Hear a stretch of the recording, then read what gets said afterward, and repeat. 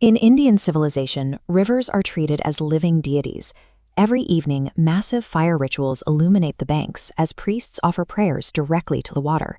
Millions gather at these edges, participating in a collective, civilizational act of faith. They come to bathe, to pray, and to seek spiritual purification. Yet this search for purity often happens inside water choked by thick, toxic industrial foam. The shorelines are layered with plastic bags, discarded idols, and raw industrial runoff. How do millions of people maintain absolute faith in the cleansing power of a river that is visibly dying? This reverence stems from an intersection of ancient survival strategy and a very real biological phenomenon that science is only now fully mapping out. For thousands of years, rivers like the Ganga and Yamuna have been the anchor for daily life on the subcontinent.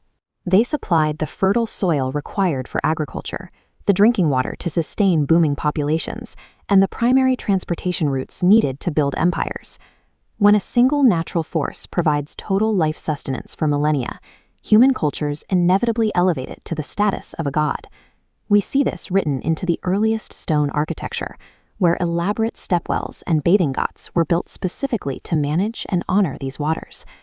Ancient texts codified this vital role through stories, describing the Ganga as a celestial river that descended from heaven to cleanse the earth.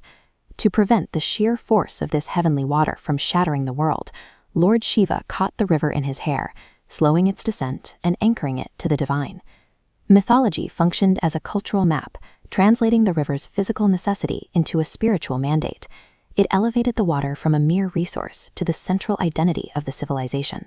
The ancient belief that these rivers possess an uncorruptible, self-purifying power is actually supported by modern biology.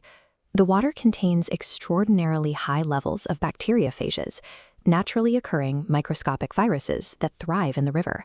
They actively hunt down and destroy harmful bacteria, attaching to pathogens and breaking down their cell walls from the outside in. This defense mechanism allowed river water stored in copper pots to remain entirely fresh and potable for months during long historical journeys. The divine cleansing property described in ancient scriptures accurately reflected an extraordinary microscopic ecological immune system. But biological immune systems have strict limits. While bacteriophages easily neutralize organic waste, they cannot process heavy metals, toxic chemical dyes, or microplastics. A natural defense mechanism designed over millions of years is currently colliding with the rapid, unyielding output of modern industrialization. At places like Manikarnika Ghat, the entire cycle of human life concludes by the water's edge. The river absorbs the ashes of the dead, alongside the daily discharge from factories upstream. The river has become a casualty of its own legendary resilience. People continue to trust deeply in a purity that modern chemistry is actively destroying. The sacredness of Indian rivers rests on three distinct pillars: a rich spiritual mythology, thousands of years of human survival, and a unique scientific capacity to heal themselves. Even surrounded by visible pollutants, the physical and spiritual devotion of the millions who enter these waters remains absolute. Culturally, these rivers are universally revered as divine mothers, providers of life, and purifiers of the soul. The faith has survived, but the physical reality is failing. If these rivers are truly our mothers, the modern challenge is to protect them with the same intensity that we worship them. Subscribe to Tourismologist for more such insights.